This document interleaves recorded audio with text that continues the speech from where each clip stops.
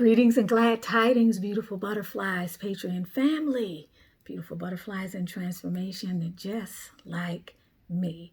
I hope you all are having a wonderful day today. I'm sending much love your way, much abundance your way, illumination, and many blessings. May they all befall you today or whenever you see this video.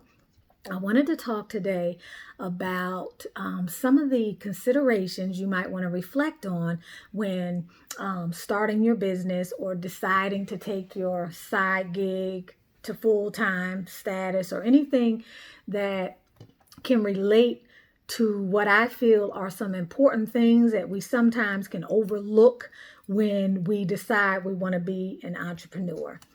So let's get into it right away.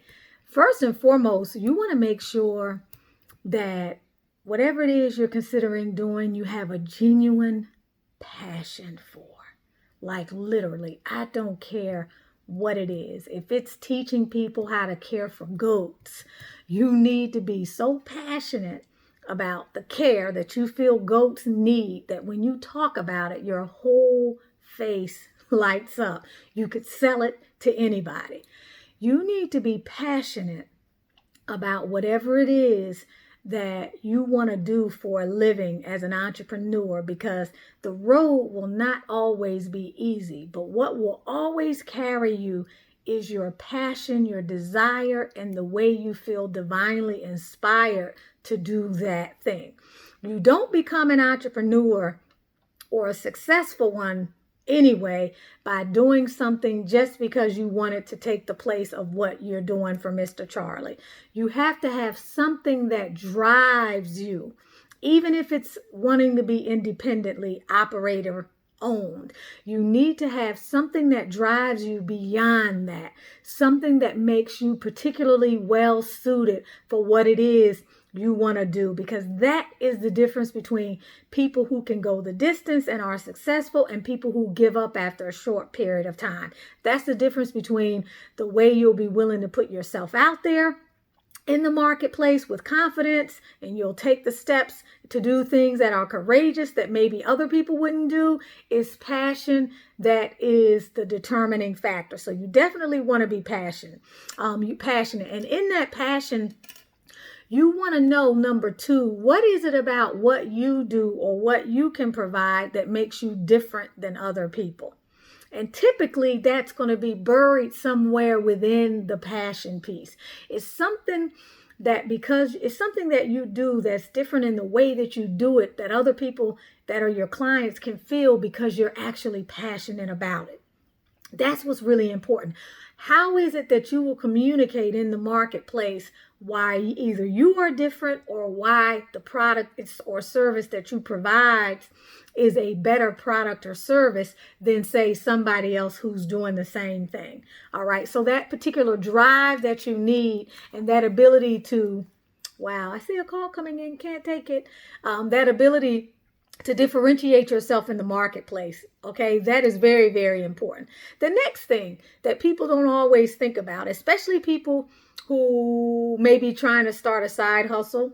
Okay, this is not always applicable to those people who may already have their own business, but for sure for people who are deciding to go it alone and become an entrepreneur, is this whole thing about, like, how dedicated are you going to be?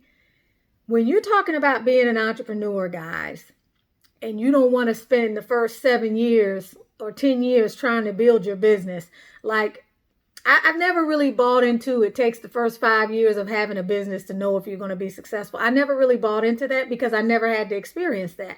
I was always successful with any business that I started because I had the drive and the passion for it. And I believed that I did it at a level that nobody else could do it as. Regardless of whether or not that was true, it was what I believed. And that's what's important. It's got to be what you believe. So how much time are you willing to dedicate to this?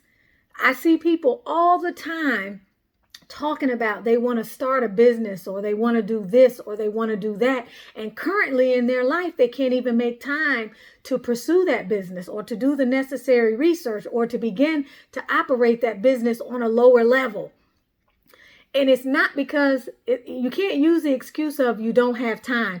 When you have passion for something and you're really serious about starting a business, you make space for it in your life. If you can't make space for it right now in your life, how are you going to dedicate the necessary time and resources down the line? So here again comes the piece about passion and dedication. How much time as a resource are you really willing to put in to your endeavor? What is it that you're not doing right now that you should be doing if you were serious about being at the top of your game, or if you were serious about being really competitive in the marketplace? What else could you be doing right now that maybe you aren't doing? You got to really be willing to look at that, okay? Number 4. Clearly and obviously, you have to look at how much upfront investment is going to be needed in order for you to get your enterprise off the ground. Clearly, this varies if this is going to be a side gig or if this is going to be doing something that you're going to be doing full time. Now, if it's something you're going to be doing full time, you probably have already given some thought to this notion of how much upfront investment. Now, the interesting thing is a lot of people allow their business inspirations to fall by the wayside because they don't feel that they have enough money to get things started. And I feel like that is really those are unfortunate cases. You never have to feel like you can't get your business off the ground because you don't have the money. Unless you're in the type of business where you're providing a product or something and you need a certain amount up front. But even today, there's so many partnerships and deals and various aspects of things that you can negotiate that even if you don't have the stock on hand at this particular moment, you can get it as your orders come in. So never allow what you may feel to be an exorbitant amount of overhead to keep you from doing something that you're really passionate about. I'll give you an example. When I started my school, I was working in the public school as a certified T5 level educator. I had a master's degree and I had been in the public school system for, I think, 3 years in DeKalb County. In my first year, I think, or second year. No, it wasn't in DeKalb County for 3-4 years. I might have been in DeKalb County maybe 1 or 2 full years. But anyway, it doesn't matter. The point is, I started my school, and because I was providing a service, everything I needed to start the school was up here, right? Anything that I needed in physical form was going to be materials that the children would have to buy. They had to purchase their own books. They had to had a materials and book fee that they had. What I had to worry about may have been desks and a building, right? A brick and mortar building.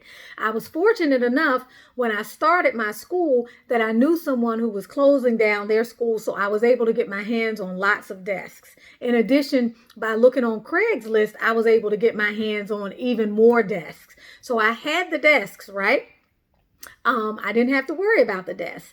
Books and things like that, I just sort of had some of that stuff, having been an educator already. But beyond that, I had knowledge of what in my mind was considered a quality curriculum. So I knew certain websites that sold used books that had certain publishers' materials that I happened to align with that I could get at a much reduced rate. But like I said, I only had to purchase the teacher's manuals for myself. And initially when I started my school, I didn't get the teacher's manuals. I got the student textbooks, okay? And they purchased the student textbooks. So far I didn't have to pay for the desks, and I didn't have any books to pay for except my own personal copies of those books, so let's say, for example, I didn't get a teacher's edition because maybe it was $49 to $129. I had a particular student edition that had the answer keys in the back to all the odd number problems, and the rest I did them in my head if they were math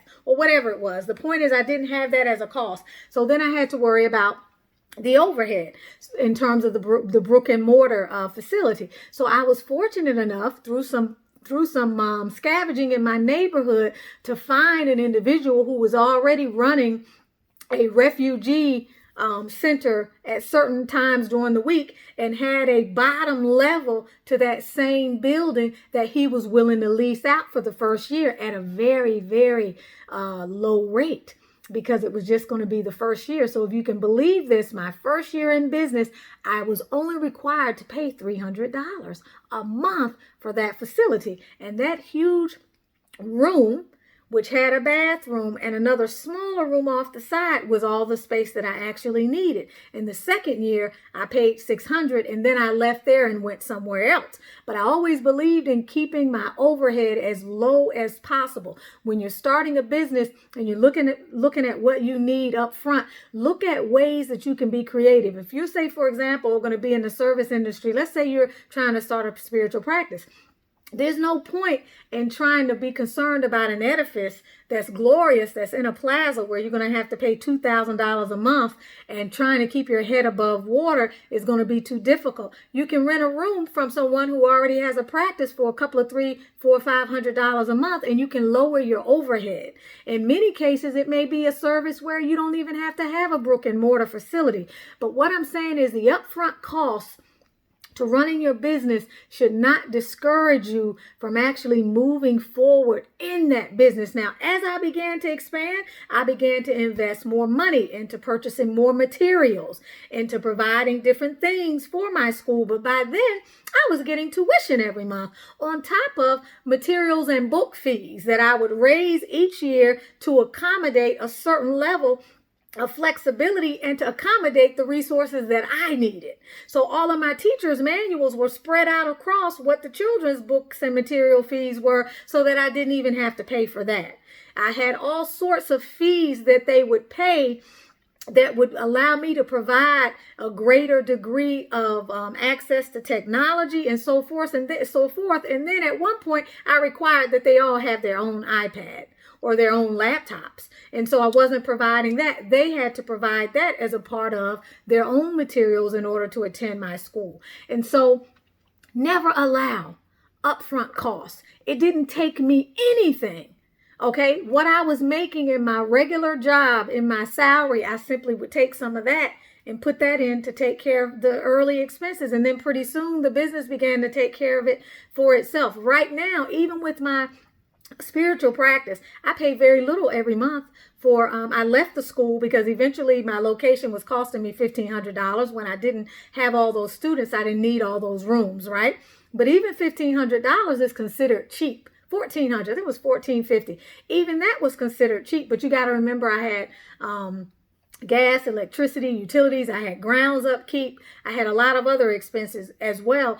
But what I'm paying now is much less. I still have 3 small rooms. It is compatible with what I need at this particular time in my business in terms of space and what I'm willing to pay for overhead, because much of my business is not done in the facility. I do a lot of my business at home, whether I'm doing readings, distant Reiki sessions, if I'm doing motivational speaking, if I'm doing workshops. A lot of times that doesn't always take place at my building. And so that is just enough for me.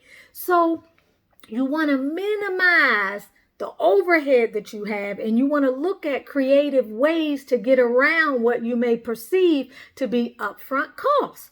There's not a lot that has to put a barrier between you and the business you want to start. And if you are providing a service, you yourself are the product. And so you will have a lot less in terms of expenses. Granted, you're going to need a website. Granted, you'll need some type of marketing materials or paraphernalia. You'll need your business license. You'll need your doing business as. You'll need those kind of county and state fees that you'll have to pay that will be a part of the cost of getting started. But you're talking about a few $100s and not more than that. Next, number 4, how will you put yourself out there in the marketplace? Okay, I meet a lot of people who want to start their own businesses, but they're not confident enough to put themselves out there in the marketplace. Therein lies the problem. How can you want to start your own business and not be confident enough to put yourself out there in the marketplace? That's the first thing you have to do. And even if that's difficult for you, let me tell you something. I will tell you this secret. Always put yourself in a place where you have to stretch yourself. I don't care what I was doing. Even before I started my own business, when I was teaching classes through the continuing education program at Clayton State University, I signed up to teach classes that I didn't even know anything about the software. because I wanted that experience, and I knew all I had to do was be several lessons ahead of the beginning level individual. So let's say, for example, when I taught my first Dreamweaver class, which was a website, how to build a website using Dreamweaver, which thank God we don't have to use any of that stuff anymore. We don't need to know HTML and XML and all that stuff. But the point is, I took that on, and 2 weeks later, I was teaching a class. And by the time it was time for me to teach the class, I was ready to teach the class.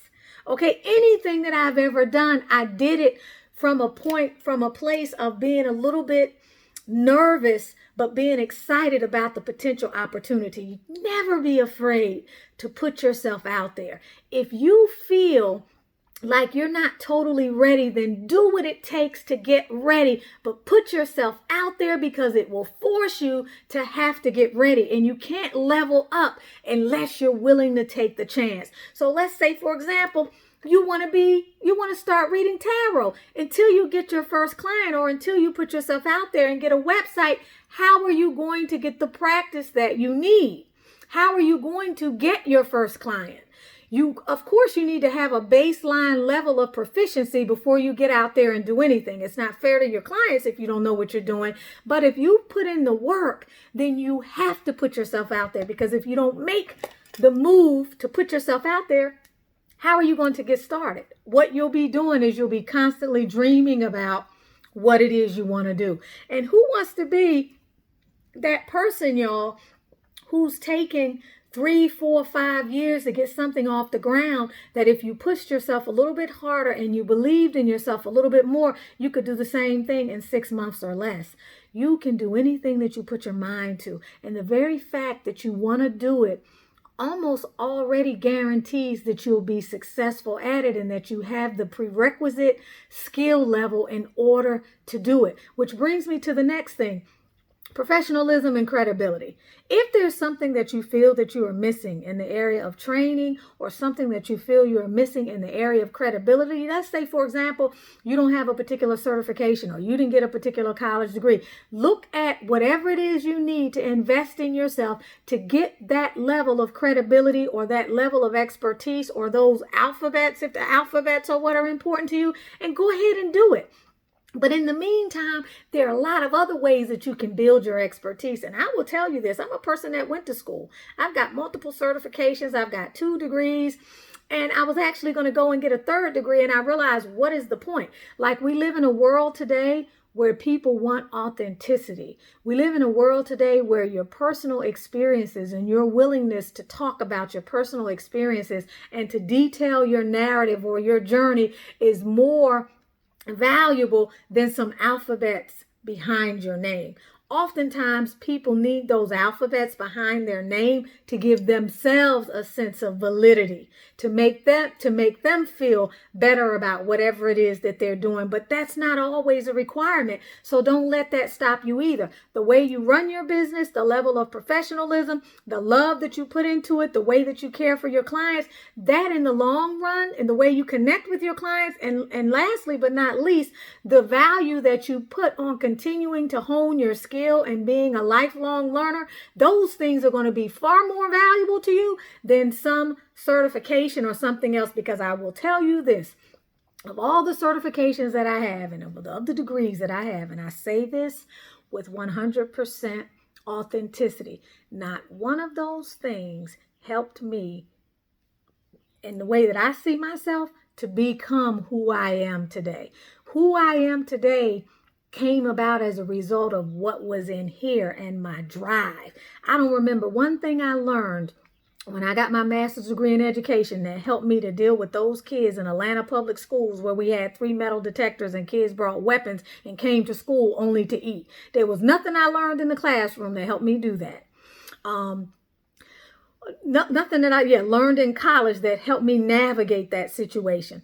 There was nothing that I learned, and I will say this, let me back up. Clearly, when I took my Reiki certification, that is what helped me to learn Reiki. And so I cannot negate that, but that's not what I'm talking about. What I'm talking about is where the rubber meets the road, and what it is that will allow you to run your business and take it to the next level comes from within you. Believe it or not, you already have what you need within you. It's just a matter of bringing that out. So always, always, always remember that. I can't think of whether it was the undergraduate degree or the master's degree. When I actually was working in the school system and I learned how to write lesson plans, did I use lesson plans when I was working with my students? No, I didn't have to, because it was all coming from up here, and I didn't have to fit within a certain framework. But did I learn how to teach?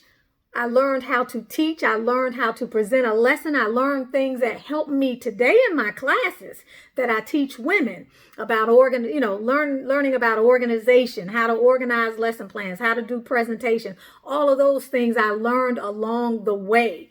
But in terms of what I learned in college and what a certificate may teach me, my life coaching certification is not why I feel like I'm an adequate coach today, or I'm a very good coach today, or that I can do the job. I don't feel like that really helped me much. I can tell you what I did learn, the difference between coaching and consulting. I can tell you that. I can tell you coaching is about asking all questions, and it's not about teaching people how to do things. I learned that. But in terms of the high quality questions and the passion that a good coach brings to the process, all of those things are a part of me because of the experiences I gathered along the way. So never let that stop you. Do not doubt yourself. Put yourself out there. Get yourself a Google website for free by registering your business online, whether you have an address or not. Put your home address. Get a website. Start thinking about ways to market what it is that you do. If you're serious, do not let anything stop you. You got to get started somewhere. You got to start gathering some experience. Next, and that brings me into point 1, 2. Let's see. 3, 4, 5, which is the believing in yourself and being confident enough. You have to have that self-belief. If you don't have the self-belief, you can't be successful as an entrepreneur, because you'll find that you're going to have to, number one, when you're an entrepreneur, you give off a vibe or not of capability. If you can't give off that vibe of capability, people are not going to bring their money to you. They're not going to be able to have a confidence in that you can. They're not going to have confidence that you can provide them with the necessary expertise, or that you can deliver. You have to believe in yourself so that that comes across to your clients in your energy. You can't believe in yourself if you really don't believe that you're capable. Sometimes that self-belief and that confidence is something we have to push through in terms of having enough courage to face our fears. Believe me, as you begin to do something over and over and over, a couple of 3, 4, 5 times, you become very comfortable. You begin to have a feeling of, what is it that they call, I can't think of the word, but you begin to feel capable. You build capacity the more you do things. And as you build your capacity, you start to build your confidence. So never, ever shortchange yourself, but do realize that to operate in the marketplace, to be able to talk about what you do confidently, and to be able to charge what you're worth, you have to be confident in what you provide. And again, going back to the previous point, you can't do that if you don't give yourself the opportunity to garner some experience by putting yourself out there. We talked about the credibility part. Location, we talked briefly about that. Where are you going to have your business? Is it the type of business you can do from home? Is it the type of business that requires that you actually have a location? Do you need a combination of both? These are all things that typically all of these points, these bulleted items that I just discussed, are things that people don't always give full consideration to. There are often things that you can do online that you may not realize you can actually do online and don't need a location for. There are also things that you can do from your home that you may not necessarily realize you can do from your home. And by the same token, as I mentioned before, there are things that you can do in rooms or spaces that you can rent that other people are already paying the overhead for, and have a more flexible setup. Say, for example, if you're doing, let's go back to the thing of tarot reading, okay? That's something that you want to do, and you decide you're going to start out and create a YouTube channel, and you're going to begin to make yourself available in the marketplace by placing up a website, putting your address, making sure you can be found through a Google search, and you realize, you know what? I don't want to do this in my home. I want to have a shop somewhere. If in case I get a call, you can negotiate a room where maybe you don't have to pay a monthly fee. You pay a percentage of each client that you get. That way you can build your client base without having the anxiety of having to deal with having to pay a monthly rate and being in a contract. All you have to do is put your desire out there and begin to realize that you can manifest any situation that you want to manifest, provided you give yourself time and you look into different options and you're willing to go out and talk to people. You'd be surprised the opportunities that exist out here in this marketplace. There are a lot of businesses that would be happy to rent a room that is not being used for you to do something, and would even allow you to pay a percentage of what it is you're bringing in on a moment to moment or client by client basis. So be willing to think creatively. I hope that I was able to present some things to you that can help you as you consider what it is you really want to do in terms of starting your business. But the one thing I want you to remember at the end of the day is that you are the magician, and you are what brings spirit to the things that you want to manifest. Don't let anything stop you. If you have a business idea and it's something that you're passionate about and it's something that you believe in, then other people will believe in you as well. You simply have to put yourself out there. You have to believe in yourself, and you have to be willing to do the work. And you have to have faith that whatever it is you put energy in will expand. And wherever it is that you put your effort, it will produce results. It has nothing, there is no other choice except that it will produce results. Don't self-sabotage yourself with fears, with disbeliefs, and do it in a way where you don't have to bring financial stress to the situation. And what I mean by that is, if you are taking a leap from a full-time job into an entrepreneurial gig, make sure you have some cushion. Because the last thing you want to do is feel a sense of scarcity and financial constraint and restriction, and that stress carry over into the energy of what it is you're trying to begin. And then before you know it, you're living in fear of how you're going to pay this bill and how you're going to pay that bill, and you can't focus on your passion. You want to be practical. All right, which is why I told you I would always, when I started the school, it was an evening and weekend school. And because of the population, that was my niche population, those people, I hired a teacher from 9 to 12 when I was working. It was a split day. This is how you can go out there and find your client base, and you can find your niche and the people who will be your clients, regardless of what it is that you put out there in terms of what. Let me restate that. I decided how I could make myself available. I could have gone into this with the mindset of, well, how am I going to have a school because I'm working all day, and who's going to go to school in the evening and on the weekends? That's not the mindset I took. I put a few flyers up. The word got out. It was a split day. We had school from 9 to 12. There was a teacher who was teaching another language during that time. We had school in the evening every night of the week except Fridays from 5 to 7. And then we had school on Saturday and Sunday. By the beginning, from August to March, by March, I had 38 students paying tuition. And it was by that time that I decided I can't work in the school system anymore because, number one, this is generating more. And number two, by that time, I was working 7 days a week, and it was too much for me, and I wasn't getting adequate voice rest, so I had to make a choice. So by this next school year, I was fully into my school, which I did for 13, 14 years? And I never looked back after that. I never looked back after that. So if I had allowed myself to believe, well, I can't do this until I stop working in the public school system, I'll only be able to have weekend school, whatever it is. Parents were interested in a better educational alternative for their students, and I got results. I was able to teach students how to read in 2 to 4 weeks. Students who came in not even knowing their ABCs. Do you understand? When you start to get results, people start to be your marketers. And before you know it, when people are satisfied with the level of service, you will begin to grow and grow and grow. So what I'm saying is, You get to decide.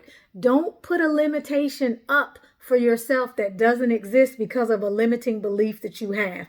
I believe that it was possible to get these clients in. I knew that I was filling a need for people who had their children in other types of programs during the day who were looking for regular education on the evenings and weekends, because I was in a community of people who were making those kinds of sacrifices. I was also in a community of people who didn't want their kids in public school, who didn't want them in that type of dysfunctional social environment and the negative peer influences. So they were willing to invest in a quality alternative. So you can do anything that you want to do. Don't limit yourself. Don't allow your fears to get in the way. Be confident enough to put yourself out there and you will be successful. I promise you.